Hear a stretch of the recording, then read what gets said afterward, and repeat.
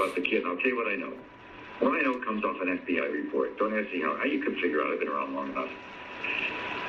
The kid gets, I don't think he was murdered. I don't think he was murdered because of what he knew. The kid's a nice boy, 27. He was not an IT expert, but he learned stuff. He was a data programmer, but he learned stuff. And so he's living on one street somewhere. He's living in a very rough neighborhood. And in the exact area where he'd been, there's been about 10, I'm sure you know this, there's been about 8 or 9 or 10 violent robberies, most of them with somebody brandishing a gun. And his hands, I'm telling you, I'm sure you know it, his hands were marked up. The cops concluded he fought off the people, tried to run, and he shot him twice in the back with a .22, small caliber. And then the kids that did it ran. They got scared, didn't take his wallet. Okay, so what the cops do then, and here's what nobody knows, what I'm telling you. Now, maybe you know something about it. When you have a death like that, DC cops, if you're dead, you generally don't just go, you have to find out what's going on. You have to get to the kid's apartment and see what you can find. If he's dead, you don't need a warrant, but most cops get a warrant because they don't know if the guy has a roommate. You need a warrant. So they get a warrant. I'm just telling you, there is such a thing. They go in the house and they can't do much with his computer. It's password. The cops don't know much about it. So the DC cops, they have a cyber unit in DC, and they're more sophisticated. They come and look at it. The idea is maybe he's had a series of exchanges with somebody who says, I'm going to kill you over a girl, and they can't get in. The cyber guys do a little better, but they can't make sense of it. So they call the FBI cyber unit. The DC unit, the Washington field office, is a hot unit. The guy running the Washington field office, he's like a 3-star at an army base. He's already looking for 4. You know what I mean? He's going to go with a top job. There's a cyber unit there that's excellent. What you get in a warrant, the public information you get in a warrant doesn't include, it does not include the affidavit underlying why you're going in, what the reasons are. That's almost never available on. I can tell you that. The existence of a warrant is a public document 99% of the time. So on the same warrant, they call in the Fed. The Feds get through, and here's what they find. This is according to the FBI report.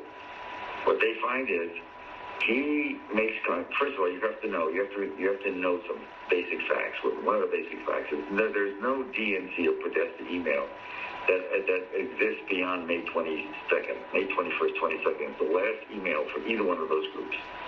And so what the report says that sometime in late spring, we're talking about June, summer's in June 21st.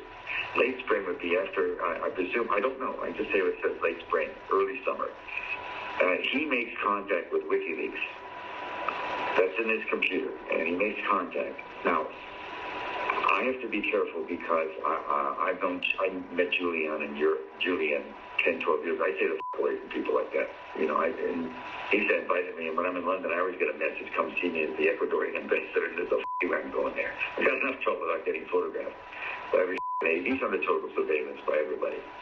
But anyway, they found what he had done.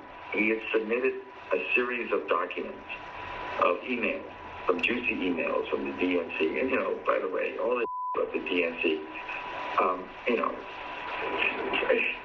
whether hacked or wasn't hacked, but whatever happened, the Democrats themselves wrote this.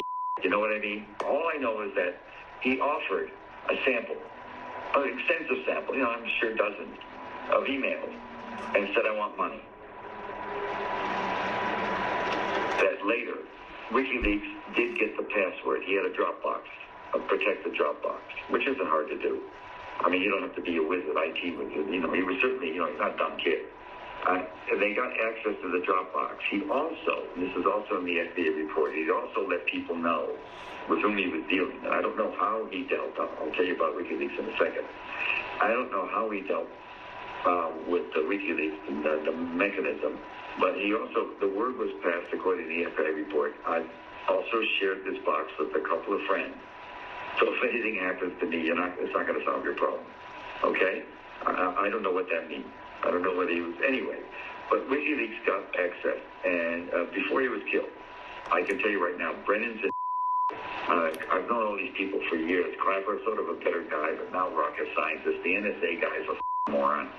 And the trouble with all those guys is that the only way they're going to make it to a board or two and get, hired by SAIC to deliver some fat cat contracts is if Hillary stayed in. With Trump, they're gone. They're done. They're going to live on their pension. They're not going to make it. And I got to tell you, guys in that job, they don't want to live on their pension. They want to be on boards like they're make $600,000 for going to 4 visits. I have somebody on the inside. I've been around a long time and I read a lot of stuff. I have somebody on the inside who will go and read a file for me. This person is unbelievably accurate and careful. He's a very high-level guy. He'll do a favor. You're just going to have to trust me. I have what they call it in my business, long-form journalism. I have a narrative of how that whole thing began.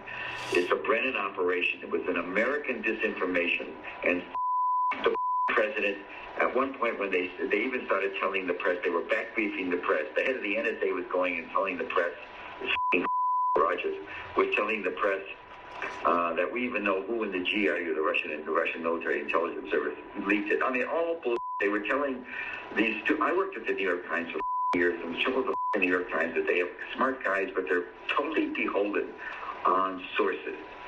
If the president or the head of the CIA tells them something, they actually believe it. I was hired at the Times to write about it, to go after the war, in the Vietnam War in '72, because they were just locked in. So that's what the Times is. These guys run the Times. And Trump's not wrong. I mean, I wish he would calm down and had a better press secretary. You have to be so. Trump's not wrong to think they all lied about him.